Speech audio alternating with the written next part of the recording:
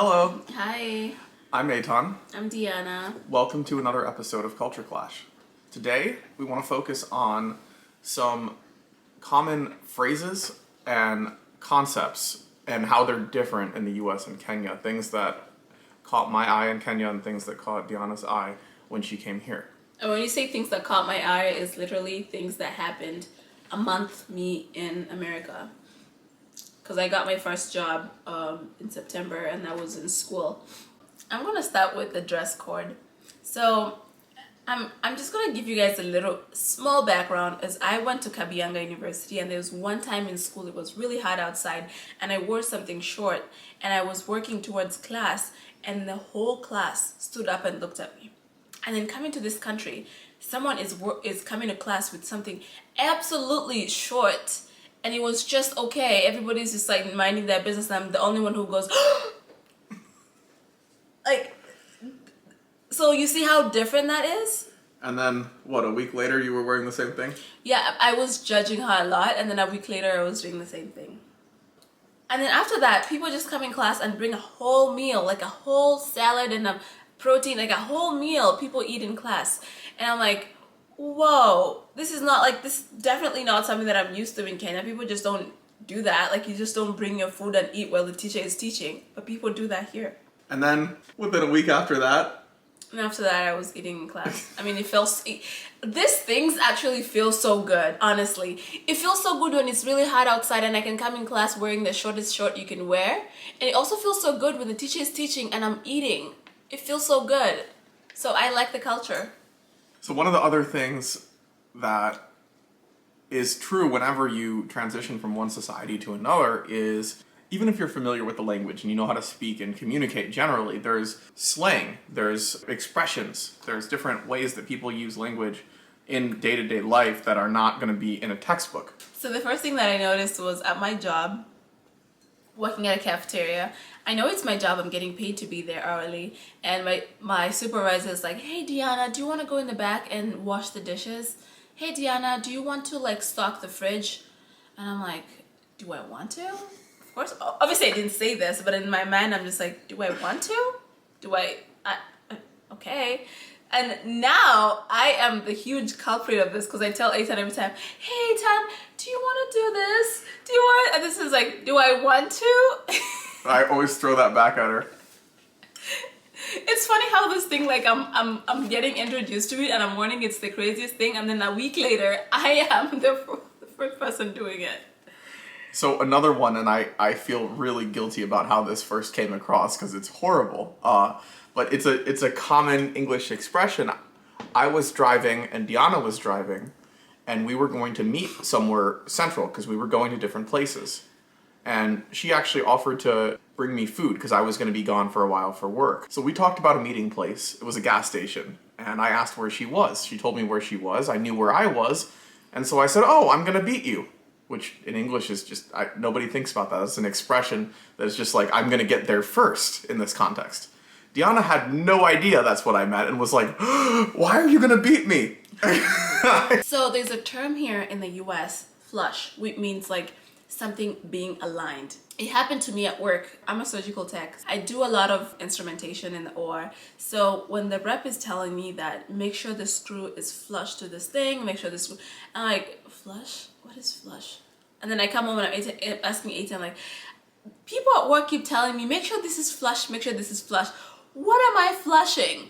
And it sounds like they mean they want it to be aligned. And of course I didn't want to ask that question because I don't want to look crazy at work. So, if you hear the word flush means straight, like aligned. Recently at work, I was doing a project that involved bleachers. And I told Deanna about that. And not being into athletics, English not being her first language, she had no idea what I was talking about. She was thinking about the cleaning products. My dear fellow viewers, when he said bleachers, what did you think it was? She thought bleach. Which was very funny. In Kenya, there were a couple of interesting cultural phenomena that I learned right away. They have such a big impact in the entire country. One of them is a vehicle that we don't have here called the Toyota Probox. Probox. And it's a very inexpensive, practical hatchback that's used for... I don't like that vehicle. So does everybody else in Kenya. So I'm from Malane, and that's the means of transport to go to Kitale with.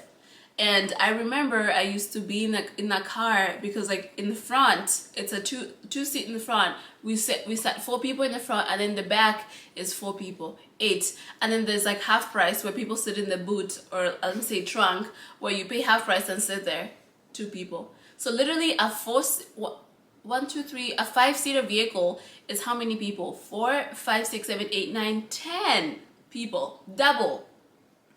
Oh, it's not the car's fault.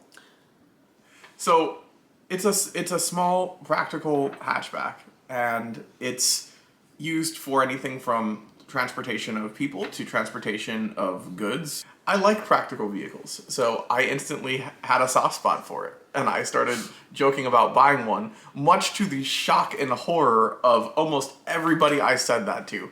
My late sister Irene really liked that vehicle, and she and Eitan were planning on like getting one. I bring up the Probox because it was so universal that no matter who I mentioned it to, they'd be like, ah!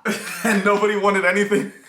Nobody wants anything to do with those. They have such a reputation that people like, and obviously in the US we have certain, vehicles that have somewhat of a reputation, but nothing to that extent. Nothing that is that universal, that across that many kinds of people, across that many age groups, across that many backgrounds, has that effect. Another thing is, in Kenya, the word discount means something very different than it does in the United States. In the US, a discount is something a vendor gives to you, and in Kenya, it's something you give to the vendor. As an American, that was quite an adjustment for me to hear about. It came up in the context of us renting a car. We had an agreement for a rate per day. Renter requested the vehicle back early, which is fine. We adjusted our schedule to accommodate that, but we had just filled it up with gas to go for a trip.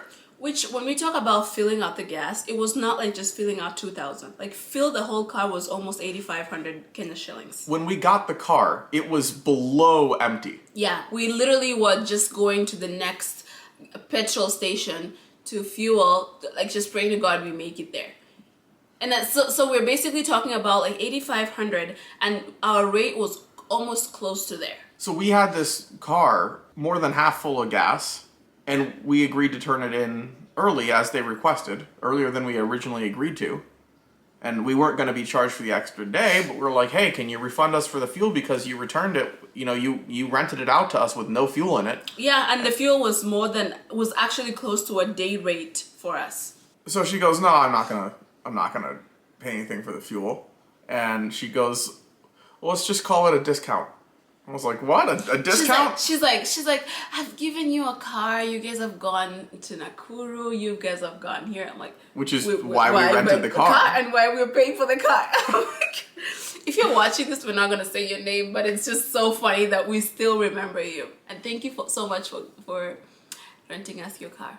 Yes. Thanks for joining us on this episode of Culture Clash, and make sure you stay tuned for the next one. Cheers. Kwaheri.